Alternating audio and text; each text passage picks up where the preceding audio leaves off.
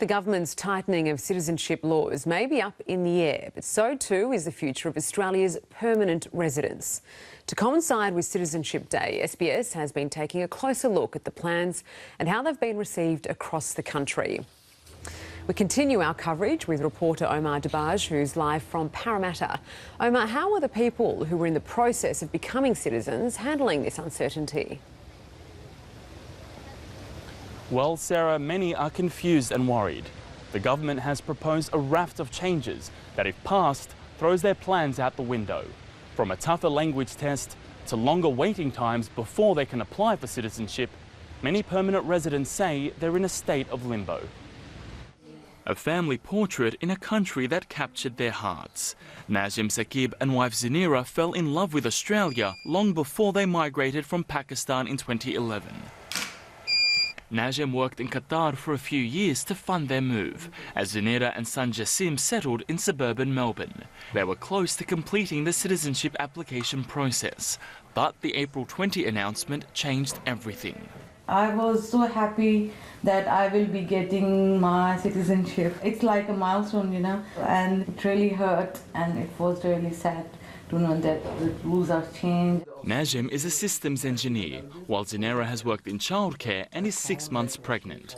Their plans are on hold as they await the fate of the citizenship bill. The stability is not there.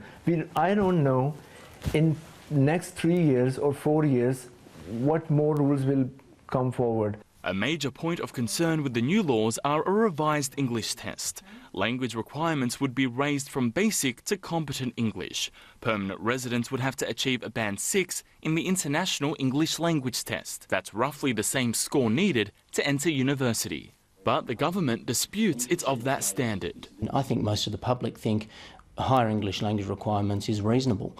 People want to see English language requirements in general. We don't think the level's too high. But a Senate inquiry disagreed. It doesn't need to be so high that a lot of people who will make and have made very good citizens are excluded. Even the United Nations has opposed the changes, concerned they may fall foul of international conventions. The coalition, however, maintains a tougher test is completely necessary. When my father came to Australia, we were a manufacturing-based economy. People learnt English on the job, whereas now we are a service-based economy. And as a service-based economy, English is vitally important. 7.5 million migrants have been welcomed to Australia since World War II, 825,000 under our humanitarian program. The government says that proves Australia's storied history of acceptance isn't under jeopardy. Those stuck in the middle feel otherwise. So now, if you ask me, what's next? Don't know. And Sarah, Parliament has been divided over the proposed changes, and communities are uncertain where they're headed. There's also particular concern over revised waiting periods, up to 4 years instead of 1, before permanent residents can apply for citizenship. Now, tomorrow I'll be speaking with various cultural groups to hear their thoughts and gauge how communities are feeling.